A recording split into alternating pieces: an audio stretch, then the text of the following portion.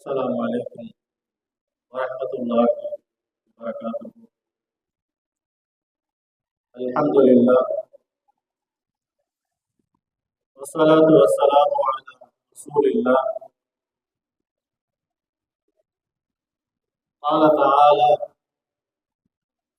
سبحانك لا علم لنا إلا ما علمتنا إنك أنت العليم الحكيم.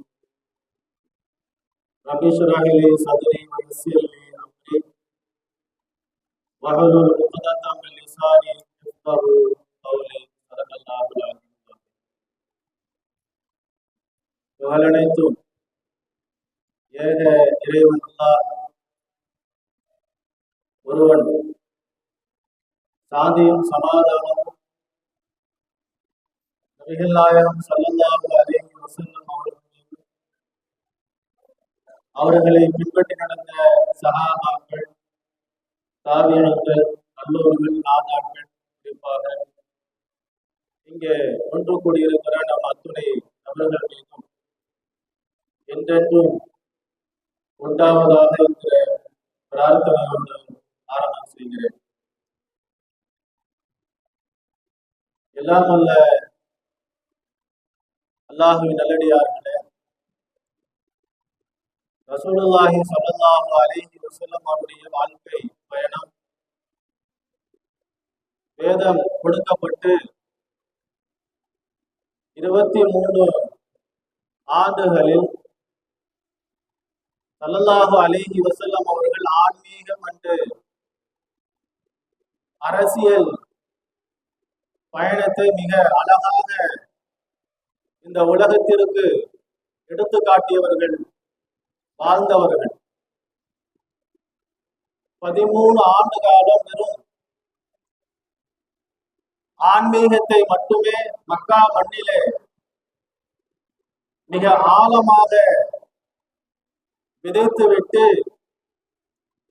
ஆன்மீகம், அரசியல் இந்த இரண்டையும் மதீனாவிற்கு வந்த பிறகு 10 ஆண்டுகளில் ஸல்லல்லாஹு அலைஹி வஸல்லம் அவர்கள் ஒரு அழகான ஒரு வாழ்க்கை முறையை, ஆன்மீகத்தையும் அரசியலையும் ஒன்று சேர்த்து, இன்றைக்கு வேணா அரசியல் சாக்கடங்கிறோம், குப்பங்கிறோம். என்ன காரணம் அப்படின்னா, அதில் இருப்பவர்களுடைய ஊழல்களை பார்க்கிறோம், இருப்பவர்கள் செய்யக்கூடிய அட்டூழியங்கள், அனாச்சாரங்கள், ரவுடிசம், இதையெல்லாம் பார்த்துவிட்டு இன்றைக்கு அரசியலை பார்த்து ஒதுங்கி இருக்கிறோம். ஸல்லல்லாஹு அலைஹி வஸல்லம் அவர்கள் மதீனாவில் இருந்த 10 ஆண்டு காலம் அரசியல், ஆன்மீகம் இந்த இரண்டையும் மிக அழகாக இந்த உம்மத்திற்கு கற்றுக் கொடுத்து விட்டு சென்றிருக்கிறார்கள். ஒரு அரசியல் தலைவர் எப்படி இருக்க வேண்டும் என்பதற்கு மிகப்பெரிய ஒரு உதாரணமாக ஸல்லல்லாஹு அலைஹி வஸல்லம் அவர்கள் திகழ்ந்திருக்கிறார்கள். புகாரியில் இடம்பெற்றிருக்கிற ஒரு ஹதீஸ், அம்மா ஆயிஷா ரலியல்லாஹு அன்ஹா அவருடைய சகோதரியின் மகன் உர்வா ரஹ்மத்துல்லாஹி அலைஹி அவர்கள் அறிவிக்கிறார்கள். ஆயிஷா ரலியல்லாஹு அன்ஹா அவங்க ஒரு தடவை தன்னுடைய அக்கா மகனாகிய உர்வா இடத்திலே ஒரு செய்தியை சொல்றார். நாங்கள் 3 மாத காலங்கள் என்னுடைய வீட்டிலே அடுப்பு எரிக்கப்படாமலேயே என்னுடைய வாழ்நாட்கள் கழிந்திருக்கிறது என்று சொன்ன உடனே உருவா கேட்கிறாங்க, 3 மாசம் நீங்க எதை சாப்பிட்டு உயிர் வாழ்ந்தீங்க? அம்மா ஆயிஷா சொன்னாங்க, வெறும் பேரித்தம்பழத்தையும் தண்ணீரை மாத்திரமே நாங்கள் உண்டு என்ன செய்தோம், 3 மாச காலம் உயிர் வாழ்ந்தோம்.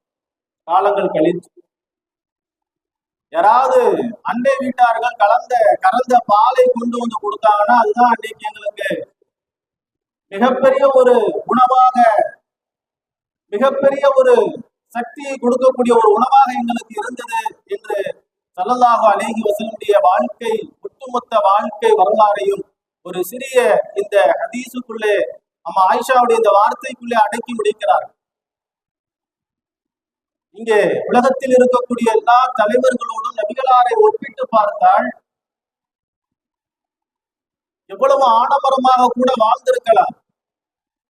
பெருமானார் படுத்திருக்கிற படுக்கையினுடைய அந்த பாயை பார்த்து விட்டு அழுது கொண்டே உமர் ரலியல்லாஹு அன்ஹு அவர்கள் சொன்னார்கள் ஒரு வார்த்தை, புகாரில் இடம்பெற்றிருக்கிறது. நாயகமே, கிஸ்ரா கைசர், ரோம் நாட்டு மன்னர்கள், பாரசீக மன்னர்கள், பாரசீகம் என்று சொன்னால் இன்றைக்கு ஈரான், ரோம் நாடு என்று சொன்னால் இன்றைக்கு இத்தாலிய பேரரசு. அன்றைக்கு இந்த ரெண்டு நாடு தான் மிகப்பெரிய வல்லரசு நாடாக இருந்தது, ஈரானும் இத்தாலியும். இன்னைக்கு ஈரான இஸ்ரேலுடைய கல்ல விட்டு ஆட்டுச்சா இல்லையா? அது சாதாரணமாக உருவானது அல்ல. அன்றைக்கு அவர்கள் மிகப்பெரிய வல்லரசாக இருந்த நாடு. அப்ப அதை குறிச்சு உமர் ரலியல்லாஹு அன்ஹு சொன்னாங்க, அவர்கள் எல்லாம் எப்படி ஒரு ஆடம்பரமான வாழ்க்கையை வாழ்ந்து கொண்டிருக்கிறார்கள், நீங்க மாத்திரம் ஏன் இப்படி இருக்கிறீங்கன்னு கேட்ட உடனே ஸல்லல்லாஹு சொன்னார்கள், அவர்களுக்கு இந்த உலகம் நமக்கு மறுமையை கொண்டு மறுமையை நாடி நாம் இருக்கிறோம், எனவே அல்லாஹ்வுக்கு பயந்து இருக்க வேண்டும் என்று சொல்லி பைத்துல் மாலில் இருந்து எந்த ஒரு ஆடம்பரமான தனக்கான தேவைக்குண்டான எதையுமே பைத்துல் மாலில் இருந்து அரசனுடைய பொது சொத்தில் இருந்து ஸல்லல்லாஹு அலைஹி வஸல்லம் அவர்கள் பெற்றதில்லை என்பதை நாம் என்ன செய்யணும், வாழ்க்கை வரலாறுகள் இருந்து பார்க்கணும். அரசியல் என்கிற இந்த பயணம் இருக்கிறது, இது இஸ்லாத்தினுடைய வரலாறுகளில் நடைபெற்ற யுத்தங்கள் எல்லாம் அரசியல் காரணமாக நடைபெற்ற யுத்தங்கள். 80-90களில் ஒரு பத்திரிகை, எல்லோருக்கும் தெரிந்திருக்கக்கூடிய ஒரு பத்திரிகை, ஏன்னா அரசியல் என்று சொல்வதன் காரணத்தினால் அதை நம்ம என்ன செய்யணும், இன்றைக்கு உள்ள சூழ்நிலையை நாம் தெரிஞ்சுக்கணும். 80-90கள்ல வெளிவந்த ஒரு பத்திரிகை பாக்கியா, அதனுடைய ஆசிரியர் டாக்டர் பாக்கியராஜ், எல்லோருக்கும் தெரியும். அவர் அந்த பத்திரிகையுடைய வாசகர்கள் கேட்கக்கூடிய கேள்விக்கு பொதுவா என்ன செய்வாங்கன்னா, பதில சொல்ல மாட்டார். உங்களுக்கு என்ன நிறம் பிடிக்கும்னு கேட்டானா, எனக்கு சிகப்பு நிறம் பிடிக்கும்னு சொல்ல மாட்டார். என்ன சொல்லுவார் அப்படின்னா, அதுக்கான ஒரு வரலாற்று பின்னணிகளை சொல்லிவிட்டு என்ன சொல்லுவார், இதனால் எனக்கு இந்த நிறம் பிடிக்கும், சிகப்பு பிடிக்கும், அல்லது கருப்பு பிடிக்கும், வெள்ளை பிடிக்கும் என்று என்ன செய்வார், ஒரு வரலாற்றை சொல்லிவிட்டு அதற்கு பிறகு பதிலை சொல்லுவார். அப்ப ஒரு வாசகர் ஒரு கேள்வியை கேட்கிறார், உங்களுக்கு இந்த நாள் என்பது எல்லோருக்கும் தெரியும், எம்ஜிஆரை குறிப்பிட்டு சொல்றார். ஏன்னா எம்ஜிஆருடைய தீவிர பக்தனாக அவர் இன்றளவும் அவர் இருக்கிறார். ஆனால் உலகளாவிய அரசியல்ல உங்களுக்கு பிடித்த தலைவர் யார் என்று கேட்கிற பொழுது, பத்ர் யுத்த காலத்தில் நடந்த ஒரு சுவாரஸ்யமான ஒரு சம்பவத்தை சொல்லிவிட்டு அதற்கடுத்து அவர் என்ன செய்கிறார், இதனால் தான் எனக்கு முஹம்மது ரசூலுல்லாஹி ஸல்லல்லாஹு அலைஹி வஸல்லம் அவர்களை உலகிலேயே எனக்கு பிடித்த தலைவர்களிலேயே ஸல்லல்லாஹு அலைஹி வஸல்லம் அவர்கள் தான் முதலிடம் என்று சொல்லி அந்த வாசகர்கள் பதிமொழிப்பார்.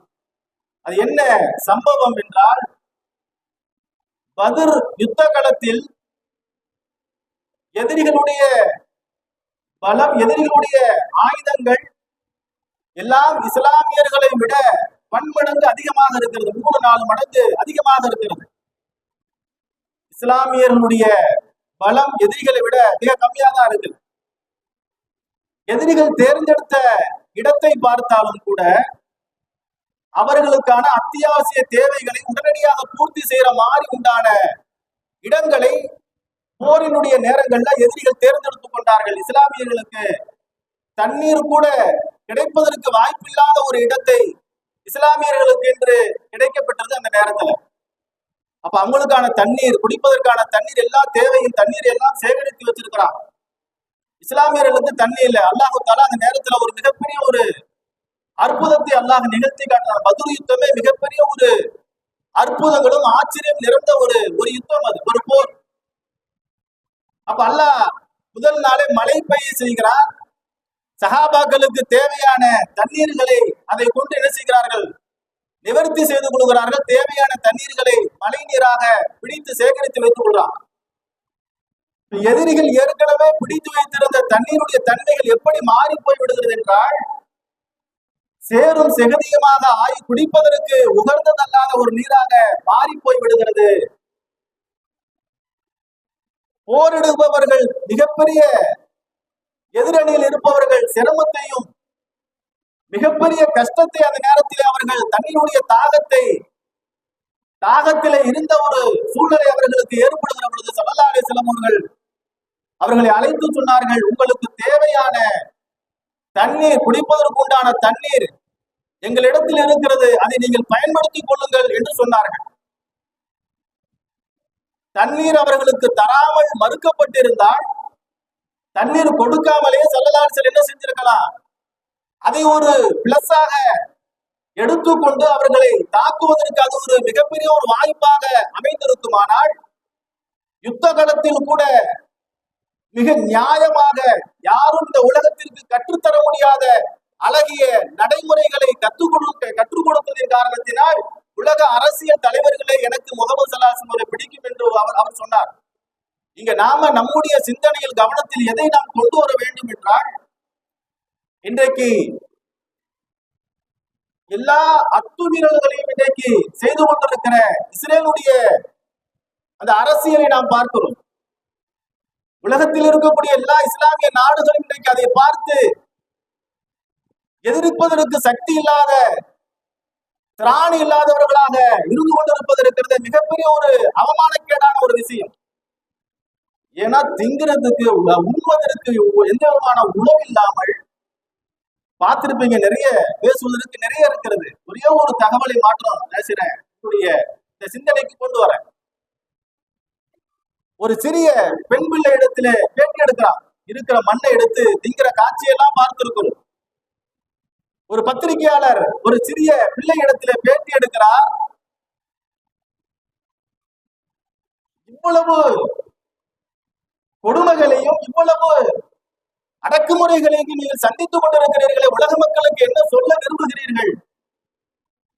முதல் சொன்ன வார்த்தை ஹஸ்புனல்லாஹு வ நிஅமல் வக்கீல், அல்லாஹ் எங்களுக்கு போதுமானவன், அவனே பாதுகாப்பிற்கு மிக சிறந்தவன், பாதுகாக்கக்கூடியவன் என்று சொல்லிவிட்டு அடுத்து அந்த குழந்தை சொல்லுகிறது, மாத்தல் பரஃபி குலூபினா, எங்களுடைய உள்ளத்துல சந்தோஷம் என்கிற ஒன்று இறந்து போய் பல நாட்கள் ஆயிடுச்சு. கமா மாத்தல் இன்சானியத்து ஃபி குலூபிக்கும், உலக நாடுகளை பார்த்து சொல்லுகிறது, இஸ்லாமிய நாடுகளை பார்த்து சொல்லுகிறது, கமா மாத்தல் இன்சானியத்து ஃபி குலூபிக்கும், உங்களுடைய உள்ளத்துல எப்படி மனிதநேயம் செத்து போயிருக்கிறதோ அதை போன்று எங்களுடைய உள்ளத்துல என்னங்க மகிழ்ச்சி என்கிற ஒன்று, சந்தோஷம் ஒன்று இல்லாமலேயே நாங்கள் எங்களுடைய வாழ்க்கையை கழித்துக் கொண்டிருக்கிறோம் என்கிற இந்த வார்த்தை இருக்கிறது. சாதாரண வார்த்தையா? நல்ல உண்டு கொண்டு நல்ல திண்டு சுகங்களை அனுமதிக்கக்கூடியவர்கள் சொல்லக்கூடிய வார்த்தையா பார்க்கிறோம். உலகிற்கு ஒரு சஹாபி ஒருத்தர் போரே ஸல்லல்லாஹு அலைஹி வஸல்லம் என்று சொன்ன உடனே ரசூலுல்லாஹ் சொன்ன வார்த்தை என்ன தெரியுமா? இருக்கிற மரங்களை கூட நீங்கள் என்ன செய்யக்கூடாது, வெட்டக்கூடாது. அந்த போர்க்களத்தில் இருக்கிற தேவையற்ற கால்நடைகளை கூட நீங்கள் என்ன செய்யக்கூடாது, கொல்லக்கூடாது. பெண்களை கொல்லக்கூடாது, சிறுவர்களை கொல்லக்கூடாது, வயோதிகர்களை கொல்லக்கூடாது என்கிற உலகிற்கு மிகப்பெரிய ஒரு பாடத்தை புகுத்தியவர்கள் அல்லாஹ்வுடைய தூதர் ஸல்லல்லாஹு அலைஹி வஸல்லம் அவர்கள். அதை அப்படியே தன்னுடைய வாழ்க்கையில் கடைபிடித்து காட்டினார்கள். அதை அப்படியே செஞ்சு முடிச்சாங்க. மதீனாவில் இருந்து ஒரு கூட்டம் வியாபாரத்திற்காக வேண்டி மக்காவுக்கு வருட வருடம் வருவாங்க. அப்படி வரக்கூடிய அந்த கூட்டத்தார்கள் அப்ப யாருமே இஸ்லாத்தை ஏற்றுக்கொள்ளல. மக்காவிலே ஸல்லல்லாஹு அலைஹி வஸல்லம் அவர்களும் சஹாபாக்களும் பெரிய சிரமங்களை துன்பங்களை அனுபவித்துக் கொண்டிருக்கக்கூடிய அந்த நேரத்துல மக்காவிலிருந்து மக்காவிற்கு வந்திருக்கக்கூடிய அந்த வியாபார கூட்டங்கள் ஸல்லல்லாஹு அலைஹி வஸல்லம் அவர்களை அகவா என்கிற ஒரு இடத்துல அழைச்சு தனியா பேசுவாங்க. நீங்க வந்துருங்க, எங்களோட வந்துருங்க, மக்காவுல உங்களுக்கு இவ்வளவு பெரிய பிரச்சனைகள் சிக்கல் இருக்குது, நாங்க எந்த நாட்டுல உங்களுக்கு அடைக்கலம் தரோம், நீங்க வந்துருங்க, எங்க கூட வந்துருங்கன்னு கேட்ட பொழுது ரசூல் ஸல்லல்லாஹு அலைஹி வஸல்லம் அவர்கள் மக்காவை விட்டு வருவதற்கு தயங்குவாங்க. ஏன்னா அல்லாஹ் அபிசீனியாவுக்கு என்ன செஞ்ச, அபிசீனியா ஹபஷான்னு அன்னைக்கு சொல்லுவாங்க. இன்னைக்கு எத்தோப்பியா முதல்ல ஹிஜ்ரத் செஞ்சு போனது இன்றைக்கு இருக்கக்கூடிய அபசா என்று சொல்லக்கூடிய எத்தோப்பியாவுக்கு தான் என்ன செஞ்சாங்க, இதுல செஞ்சு போனாங்க. மீண்டும் அல்லாஹ் எத்தோப்பியாவுக்கு தான் அல்லாஹ் போக சொல்லுவான் அப்படிங்கிற சிந்தனையில நான் வரலன்னு சொல்லிட்டு ரசூலுல்லாஹ் என்ன செஞ்சாங்கடா, அவர்களோடு 2 பெரும் ஆளுமைகளை அனுப்பி வச்சாங்க. என்ன கவனிக்க வேண்டும்னா, ரசூல் ஸல்லல்லாஹு அலைஹி வஸல்லம் அவர்களுடைய அரசியல் பயணம் மதீனாவில் தலையை தூக்கி இருந்ததற்கான மிகப்பெரிய காரணம், அரபு உலகமே அன்றைக்கு மதீனாவை தலைமையகமாக சல்லாசுடைய காலங்களில் தலைமையகமாக மதீனாவை கொண்டதற்கு காரணம் ஸல்லல்லாஹு அலைஹி வஸல்லம் அவருடைய அந்த தியாகங்கள், அவருடைய அந்த அரசியல் பயணம். ஆனா ரசூலுல்லாஹ் மதீனாவுக்கு போறதுக்கு முன்னாலேயே மதீனாவுக்குள்ள ஈமானின் இஸ்லாமும் உள்ள போயிருச்சு. எப்படி உள்ள போச்சு அப்படின்னா, 2 சஹாபாக்கள் இந்த கூட்டத்தார்களும் ரசூலுல்லாஹ் அனுப்பி வைக்கிறாங்க. ஒன்னு முஸ்அப் இப்னு உமைர் ரலியல்லாஹு அன்ஹு, முஸ்அப் இப்னு உமைர், இன்னொன்று அப்துல்லாஹ் இப்னு உம்மு மக்தூம் என்று சொல்லக்கூடிய இந்த 2 சஹாபாக்களை அனுப்பி வைக்கிறாங்க. இவங்க சாதாரண ஆள் இல்ல. முஸ்அப் இப்னு உமைர் ரலியல்லாஹு அன்ஹுடைய வாழ்க்கை வரலாறுகளை கேட்டோம்னு சொன்னா, அழுகாதவர்கள் யாரும் இருக்க முடியாது என்கிற அளவுக்கு அவருடைய வாழ்க்கை வரலாறு மிகப்பெரிய ஒரு ஆழத்தை, தத்துவத்தை கொண்டது.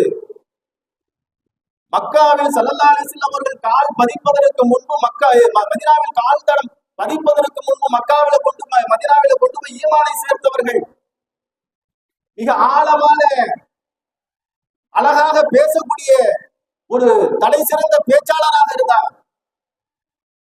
எந்த அளவுக்கு இவருடைய வாழ்க்கை, இந்த முஸ்அப் இப்னு உமைர் ரலியல்லாஹு வாழ்க்கை எந்த அளவுக்கு இருந்தது என்றால், இன்னும் சொல்ல போனா குர்ஆனை மனனம் செய்திருந்த ஒரு ஹாஃபிலாக இருந்தார். இன்னும் சொன்னா ரசூலுல்லாஹி ஸல்லல்லாஹு அலைஹி வஸல்லம் அவர்களுக்கு இவங்க சொந்த சகல. ஏன்னா ரசூலுல்லாஹி ஸல்லல்லாஹு அலைஹி வஸல்லம் அவர்கள் ஸைனப் பின்த் ஜஹ்ஷை திருமணம் முடிச்சிருந்தாங்க. இந்த முஸ்அப் இப்னு உமைருடைய மனைவி பேரு ஹம்னா பின்த் ஜஹ்ஷ். முஸ்அப் இப்னு உமைருடைய மனைவியும் ரசூலுல்லாஹ்வுடைய மனைவி ஆகிய அம்மா ஸைனப் ரலியல்லாஹு அன்ஹா அவர்களும் சகோதரிகள். அப்போ ஸைனப் ரலியல்லாஹு அன்ஹாவுக்கு அவங்க என்ன முறை வேணும்னா மச்சா முறை வேணும். ரசூலுல்லாஹ்வுக்கு சொந்த சகல இவர்களை அனுப்பி வைக்கிறாங்க. இவருடைய வாழ்க்கை சாதாரண ஆள் அல்ல. மக்காவிலேயே மிகப்பெரிய பணக்காரராக வாழ்ந்தவர்கள். மக்காவிலேயே அவர்கள் உடுத்தாத ஆடைகள் இல்லை என்கிற அளவுக்கு தினந்தோறும் ஒரு ஆடை, பட்டாடை, அத்தர்களை எல்லாம், நறுமணங்களை அவர்களை விட பூசுவதற்கு அந்த வாசனை திரவங்கள் கடந்து செல்பவர்கள். இந்த இடத்துல முஸ்அப் இப்னு உமைர் கடந்து சென்றிருக்கிறார் என்று சொல்லக்கூடிய அளவுக்கு, அந்த அளவுக்கு மிகப்பெரிய வசதியானவர்கள். உஹது யுத்த காலத்துல 70 காயங்களோடு கொலை செய்யப்பட்டு யுத்த களத்திலே கடக்கிற முஸ்அபை தேடி போன ரசூலுல்லாஹ், என்னுடைய முஸ்அப் எங்கே என்று தேடி போன ஸல்லல்லாஹு அலைஹி வஸல்லம் அவர்கள் கையில தூக்கி எடுத்துக்கொண்டு பார்த்து கண்ணீர் விட்டு அழுதார்கள். உடன் இருந்த சஹாபாக்கள் எல்லாம் கண்ணீர் விட்டு அழுதாங்க. ஏன்னா ஒரு மனிதன் ஏழையாக இருந்து பணக்காரனானா பிரச்சனையே இல்லை. ஆனால் பணக்கார வாழ்க்கை வாழ்ந்து விட்டு அவர் ஏழையாக ஆகிற பொழுது, ஒன்றுமில்லாத நிலைகளுக்கு வருகிற பொழுது அந்த வாழ்க்கை மிகப்பெரிய கொடுமையாக, கொடூரமாக இருக்கும். ஆனா முஸ்அப் ரலியல்லாஹு அன்ஹு அவர்கள் தீனுக்காக வேண்டி, அவங்க அம்மா சொன்னாங்க, இஸ்லாத்தை விட்டுட்டு வா, சொத்துல பங்கு தரேனாங்க. எதையுமே கேட்கல. யுத்த காலத்தில் இறந்து கிடக்கிறார், அவரை கஃனிட வேண்டும். கஃனிடுவதற்கு அவர் இடத்துல என்ன இருக்கிறது? ஒரே ஒரு போர்வை. கஃன் துணியை பார்த்தா தலையை மூடினா கால் தெரியுது, காலை மூடினா தலை தெரிகிறது. என்ன செய்வது?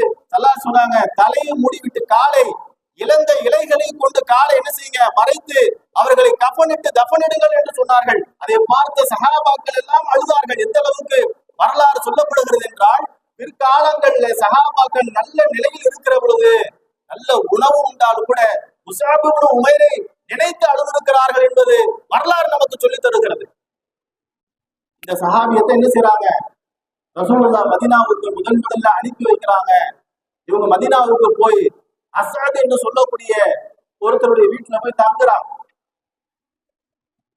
மிகப்பெரிய ஒரு பேச்சாளர். பேச்சை யார் கேட்டு விட்டாலும், எவ்வளவு பெரிய எதிரிகளாக இருந்தாலும், எதிர்ப்பாளர்களாக இருந்தாலும், உடனே இஸ்லாத்தை ஏற்றுக்கொள்ளக்கூடிய அளவுக்கு மிக பக்குவமான பேச்சு.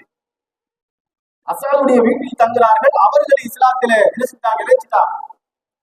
மதீனாவுடைய வீடு வீடுகளாக சென்று ஒவ்வொரு தலைவர்கள், மதீனாவில் பல மாதிரியா பிரிஞ்சிருந்துச்சு. பல தலைவர்கள், ஒவ்வொரு கோத்திரத்திற்கும் குலத்திற்குமான தலைவர்கள் நிறைய இருந்தாங்க. அப்ப ஒவ்வொரு தலைவர்களா சந்தித்து இஸ்லாத்தை எடுத்து சொல்லி நாளுக்கு நாள் எல்லோரையும் இஸ்லாத்தின் பக்கம் அழைத்துக் கொண்டிருக்கிற மிகப்பெரிய மாபெரும் பணியை செய்து கொண்டிருக்கிறார்கள். சாது என்று சொல்லக்கூடிய ஒரு மிகப்பெரிய சஹாபி, மதீனாவுடைய மிகப்பெரிய ஒரு தலைவர், ஒரு கோத்திரத்திற்கு தலைவராக இருக்கிறார். அவுஸ் அல்லது ஹஜ்ரத் என்கிற ஏதோ அந்த ரெண்டுல ஏதாவது ஒரு அந்த இதுக்கு அவங்க தலைவராக இருந்தாங்க. அப்ப இவங்களுக்கு தகவல் கேள்விப்பட்டு என்ன செய்யறாங்கன்னா உடன் இருந்த ஆட்கள் எல்லாம் என்ன செய்யறாங்க, ஏன் இப்படி மதீனாவுடைய நிலைமைகள் மாறி இருக்கிறது, மக்காவில் இருந்து உஸாப் என்று சொல்லக்கூடிய ஒருத்தர் வந்து மதீனாவையே நாசம் செய்து கொண்டிருக்கிறார் என்று சொல்லி தன்னுடைய கூட்டத்தில் இருக்கிற தன்னுடைய ஒரு தோழரை உசைது கூட ஹுதைர் என்று சொல்லக்கூடிய ஒருத்தர் என்ன செய்யறாரு, ஆள் அனுப்புறாரு. உடனே நீங்க உஸாபிட்ட போய் சொல்லுங்க, மதீனாவில் இருந்து நீங்க இன்னும் கொஞ்ச நேரத்துல வெளியாகணும், அப்படி நீங்க வெளியாகலன்னா கடுமையான தண்டனைக்கு உள்ளாக்கப்படுவீர்கள், சிரமத்திற்கு உள்ளாக்கப்படுவீர்கள், இல்லை என்றால் வலுக்கட்டாயமாக மதீனாவில் இருந்து அவரை வெளியேற்றப்பட வேண்டிய ஒரு சூழ்நிலை வரும் என்பதை நீங்க போய் எச்சரிக்கையாக சொல்லிட்டு வாங்கன்னு சொல்றாங்க.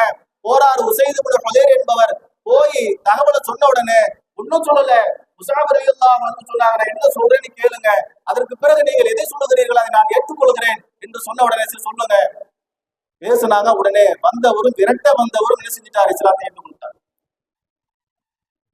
நேரா வராரு. அவர் யார் அனுப்பிச்சா, சாது ரலியல்லாஹு அன்ஹு அவர்கள் அனுப்பி வச்சாங்க. வராரு சாது ரலியல்லாஹு அன்ஹு கேக்குறாங்க, உசைது என்ன போனீங்களா, காரியம் முடிஞ்சா, விரட்டி விட்டீங்களா, அனுப்பிச்சாச்சான்னு சொல்றார். என்ன மன்னிச்சிருக்க, நான் இஸ்லாத்தை ஏற்றுக்கொண்டு விட்டேன். சாது அப்பொழுது ரலியல்லாஹு அன்ஹு அவர்கள் அப்பொழுது ஈமானை ஏற்றுக்கொள்ளல, பெரிய கோபம். நாட்டை விட்டு திரட்டு அவரை விரட்டி அடிப்பதற்காக வேண்டி அனுப்பி வச்சா நீங்க போய் இஸ்லாத்தை ஏற்று வந்து நிற்கிறீர்களே அப்படின்னு சொல்லி, இது உங்களை நம்பி பிரயோஜனம் இல்ல, நானே களத்தில் இறங்குறேன்னு சொல்லி சாது ரலியல்லாஹு அன்ஹு போறாங்க.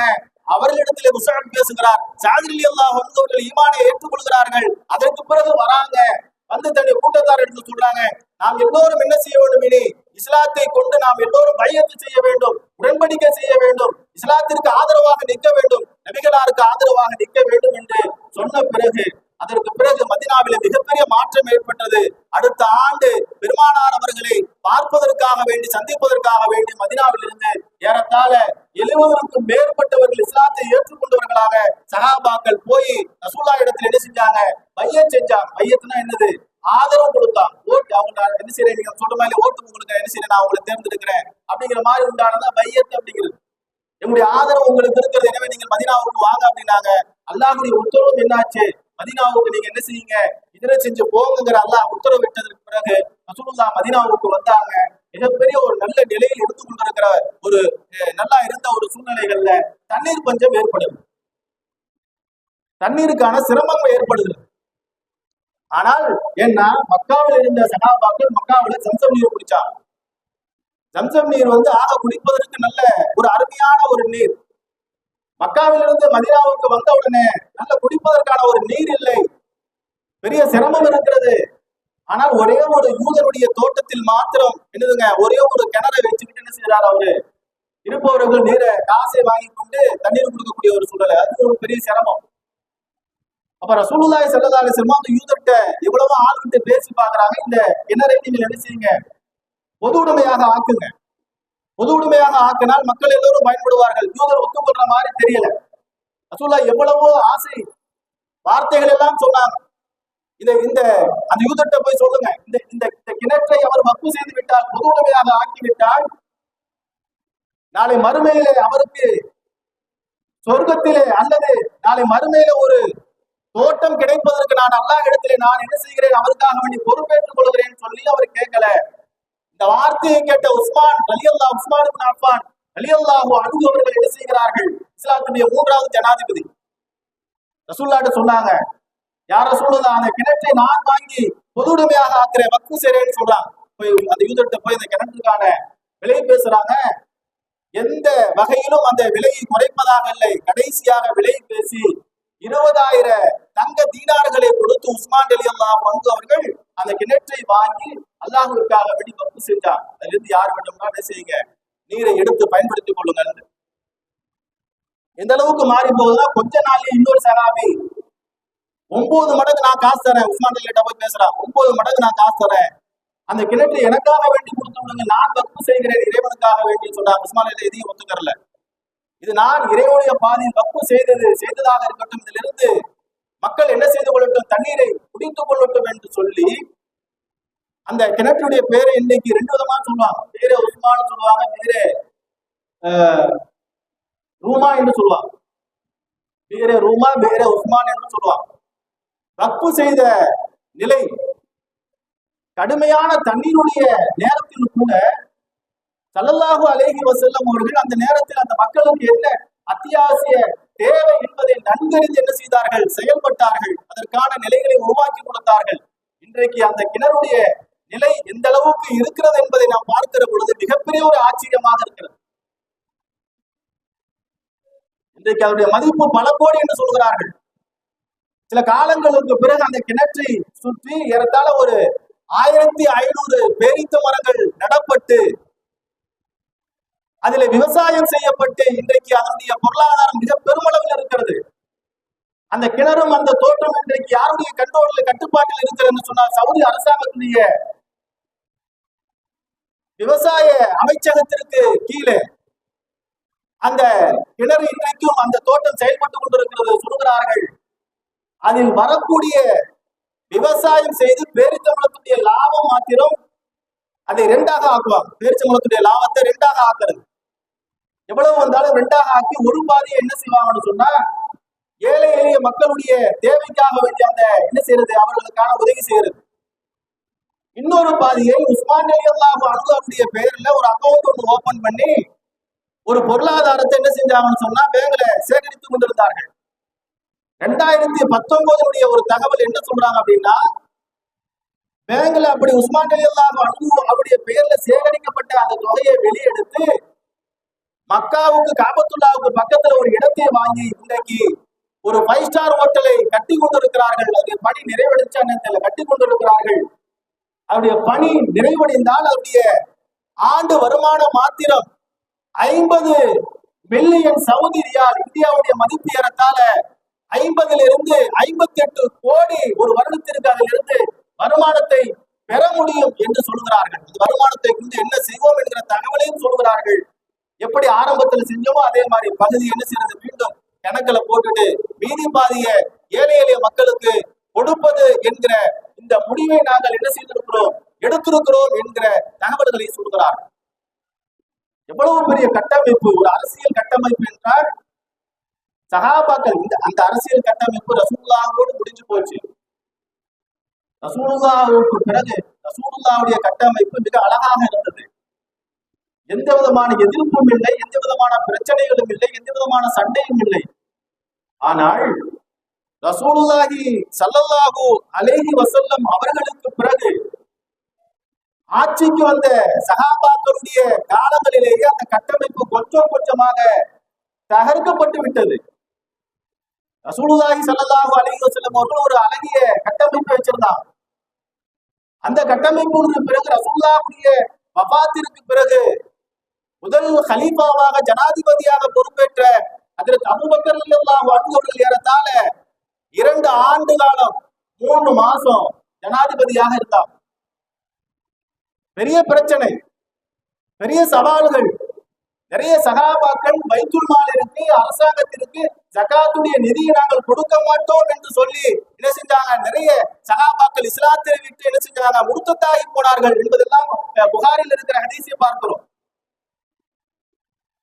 ரசூலுல்லாஹ்வுக்கு பிறகு இவர்களை நான் ஜனாதிபதியாக ஏற்றுக்கொள்ள மாட்டேன் என்கிற ஒரு பக்கம் இன்னொரு கிளர்ச்சியாளர்கள் உருவாகி இருந்த நேரத்துல 2 மாசம் 2 வருடம் 3 மாசம் என்ன செஞ்சாங்க, ஒரு நல்ல ஒரு ஆட்சியை கொடுத்து விட்டு அவர்கள் உடல்நல குறைவால் இறந்து போயிடறான், வஃபாத்தாயிடறான்.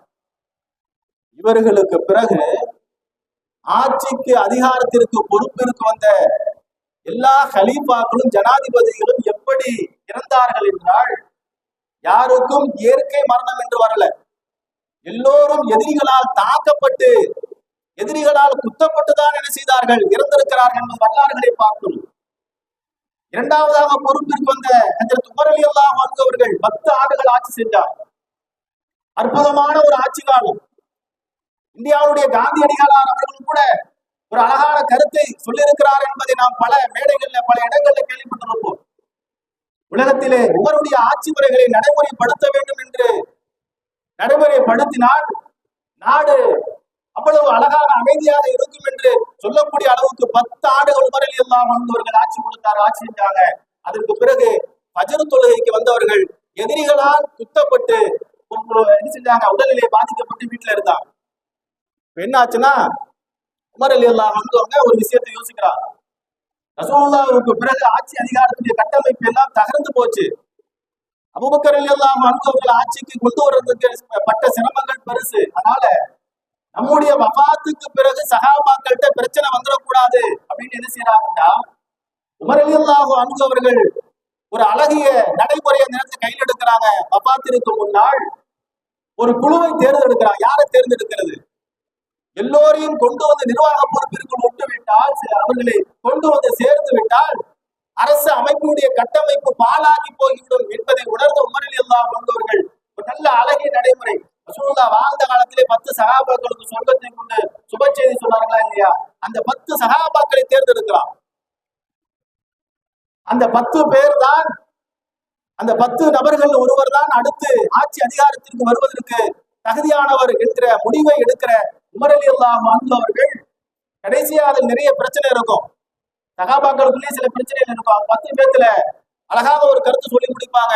அப்துர் ரஹ்மான் இப்னு அவுஃப் என்ன சொல்கிறாரோ அதை கேட்பதுதான் உங்களுக்கு சிறந்தது என்று சொல்லி உமர் ரலியல்லாஹு அன்ஹு அவர்கள் முடிக்க, எல்லா சகாபாக்களும் அந்த 10 பேர்ல இருந்தவங்க அபூபக்கர் ரலியல்லாஹு அன்ஹு அவர்களை தவிர்த்து இன்னொரு சஹாபி அந்த 10 பேர்ல இருந்தவங்கள என்ன செஞ்சாங்க, உமர் ரலியல்லாஹு அன்ஹு அவங்க அதுல இருந்து நீக்கிறாங்க. யாருன்னா அவங்க சொந்தக்காரர், என்னுடைய சொந்தக்காரருக்கு நான் பரிந்துரை செஞ்ச மாதிரி உண்டான ஒரு சூழ்நிலை ஏற்பட்டுரும், அதனால அவரை நீக்கிறாங்க. அதனால ஒரு 6 சஹாபாக்கள் அஷரத்துல் முபஷராவுல இருந்த சுபச்செய்தி சொல்லப்பட்ட அந்த 6 சஹாபாக்கள்ல யோகமித்த முடிவாக எல்லோரும் சேர்ந்து யாரை தேர்ந்தெடுத்தாங்கன்னா அப்துர் ரஹ்மான் இப்னு அவுஃபை தேர்ந்தெடுத்தாங்க. அப்துர் ரஹ்மான் இப்னு அவுஃப் யாரு? மிகப்பெரிய ஒரு பணக்கார சஹாபி, பதவிக்கு எந்த விதமான ஆசைப்படாத ஒரு மிகப்பெரிய ஒரு சஹாபி. ஒரு அழகான ஒரு நடைமுறையை கையில் எடுத்தாங்க. உமர் ரலியல்லாஹு அன்ஹுக்கு பிறகு யார் ஆட்சிக்கு வரணுங்கிற ஒரு விஷயத்துல அழகான நடைமுறையை கையில் எடுத்தாங்க. இப்ப நீங்க எல்லாம் சேர்ந்து என்ன செஞ்சிட்டீங்க, தேர்ந்தெடுத்துட்டீங்க சொன்னாங்க அப்துர் ரஹ்மான் இப்னு அவுஃப் அவங்க. இப்ப நீங்க எல்லாம் சேர்ந்து என்னை தேர்ந்தெடுத்துட்டீங்க, ஆனால் நான் உங்கள யாரை கையை காமிக்கிறோனோ அவங்கதான் அடுத்த ஜனாதிபதியாக வரணும்னு சொல்லி நினைச்சிட்டாங்க. ஒரு கோரிக்கையை முன் வச்சாங்க, எல்லோரும் ஏற்றுக்கொண்டார்கள். 3ஆவதாக யார் ஜனாதிபதியாக வரணுங்கிற அந்த தீர்மானத்தினுடைய அடிப்படையில போய் யார்கிட்ட போய் கேட்டாங்க, அலி ரலியல்லாஹு அன்ஹு போய் கேட்டாங்க.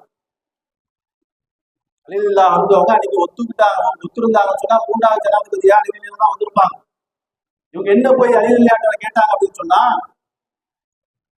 நீங்கள் அடுத்து உமருக்கு பிறகு நீங்கள் தான் ஜனாதிபதியாக வரணும், ஆனால் 4 விதமான கோரிக்கையை நான் உங்கள்கிட்ட வைக்கிறேன்.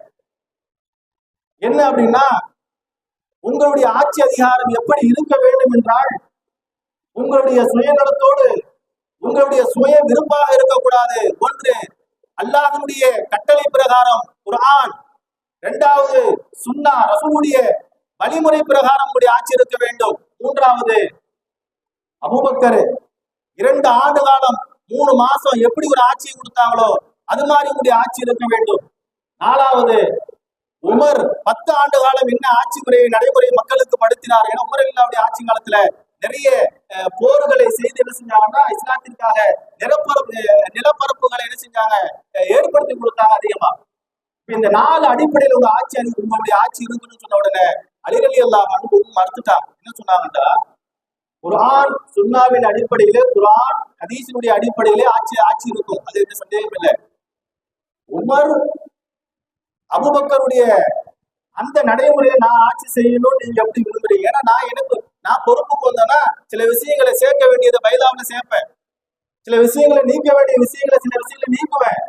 அதற்கு எனக்கு நீங்க என்ன செய்யணும், முழு அதிகாரமும் கொடுக்கணும். மாறாக அபூபக்கர் உமருடைய ஆட்சி செய்தவாறு நீங்களும் செய்யணும்னு சொன்னா அது என்னால முடியாதுன்னு அலி ரலியல்லாஹு மறுத்த பிறகு நேரா உஸ்மான் ரலியல்லாஹு அன்ஹு கிட்ட வராங்க. கேட்ட உடனே உஸ்மான் ரலியல்லாஹு அன்ஹு அவங்க சரி சொல்லிட்டாங்க. சரி, இந்த 4 அடிப்படையில என்னுடைய ஆட்சி நான் செய்யறேன் அப்படின்னு சொல்லி என்ன செஞ்சாங்கன்னா ஆட்சி பொறுப்பு இருக்கு. 3ஆவதாக ஹஜ்ரத் உஸ்மான் ரலியல்லாஹு அன்ஹு அவர்கள் வருகிறார்கள். ஏறத்தாழ 12 வருட காலம் ஆட்சி செய்யறாங்க.